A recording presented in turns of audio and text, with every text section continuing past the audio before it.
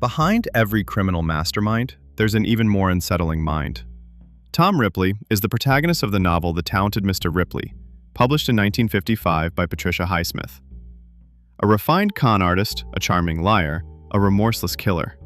A disturbing character, yet so elegant that he has captivated readers and viewers for nearly 70 years. To understand how such a figure was born, you need to look at the woman who created him. Patricia Highsmith had a difficult childhood. Her mother once confessed to having tried to abort her by drinking bleach. Their relationship remained cold and hostile throughout their lives. Patricia lived her whole life in isolation, depression, and disdain for humanity. She once wrote, "I like people until I get to know them."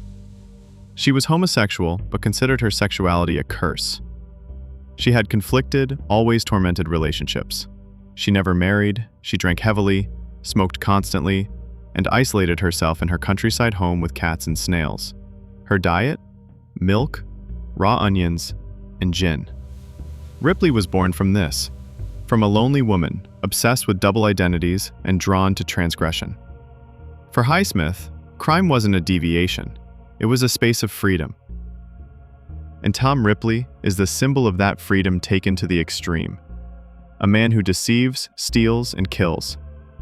But he does so calmly, with grace, never raising his voice. After the novel's success, Ripley became an icon. First in cinema, with Alain Delon and later Matt Damon. Today on Netflix with Andrew Scott, in a refined and quiet miniseries shot entirely in black and white. But how was this new series born? The project was originally set to release on Showtime, but Netflix acquired it and relaunched it as one of its most ambitious miniseries of 2024. Director Steven Zalian wanted a black and white aesthetic from the beginning, inspired by the novel's original cover. His goal was to show Ripley's world, its beauty and darkness, without filters. Andrew Scott, who plays the protagonist, said he reread the novel several times and considers Ripley the most complex role of his career. In his view, Ripley believes he's innocent, even when he lies and kills. And that's exactly what makes him so disturbing. Patricia Highsmith never saw the new Netflix version. She died in 1995 at the age of 74 in her home in Switzerland. She had lived in isolation for years, continuing to write and rejecting fame.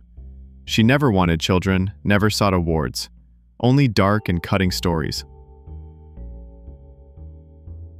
If you enjoyed this story, subscribe to the channel and tell us which series, film, or book you'd like to hear the true story behind.